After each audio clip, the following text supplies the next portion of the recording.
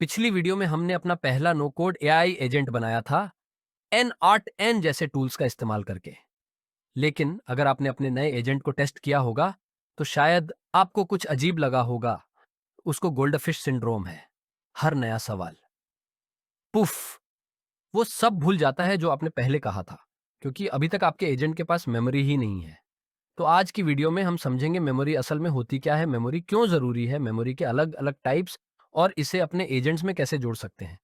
Video के आखिर तक आपको समझ आ जाएगा कि मेमोरी होना किसी एआई एजेंट के लिए सुपर पावर क्यों है।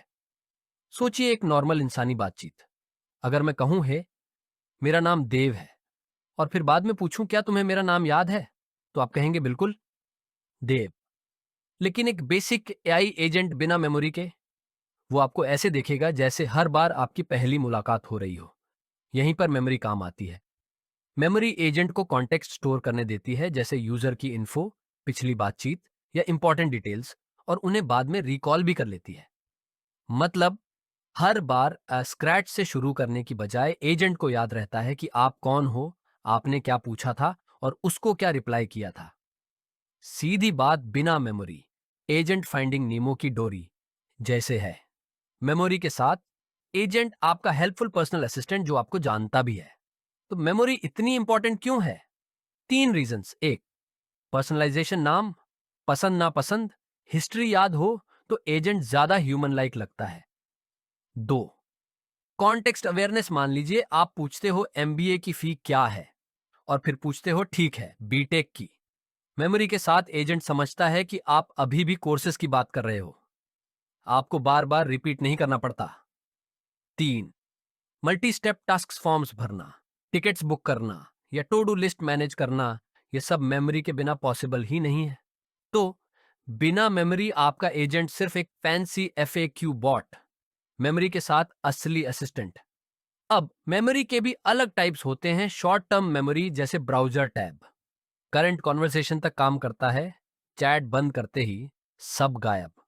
लॉन्ग टर्म मेमोरी डेटाबेस या वेक्टर स्टोर जैसे पाइनकॉन, वीवेट, एफएआईएसएस में रहता है।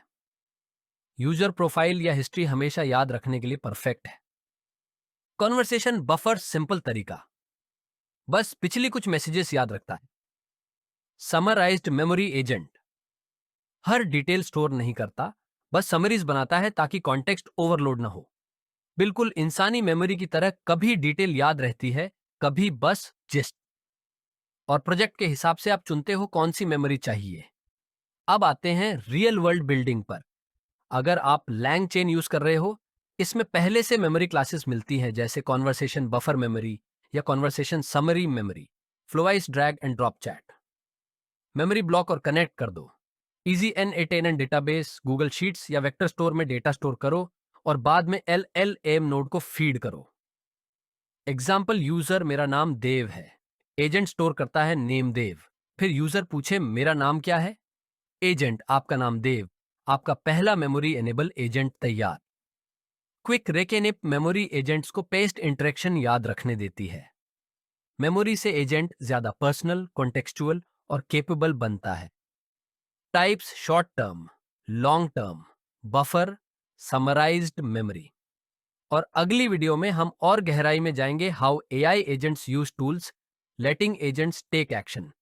तो अगर ये वीडियो हेल्पफुल लगी हो, लाइक करो, सब्सक्राइब करो और चलो मिलकर और स्मार्ट एजेंट्स बनाते हैं। मिलते हैं नेक्स्ट वीडियो में।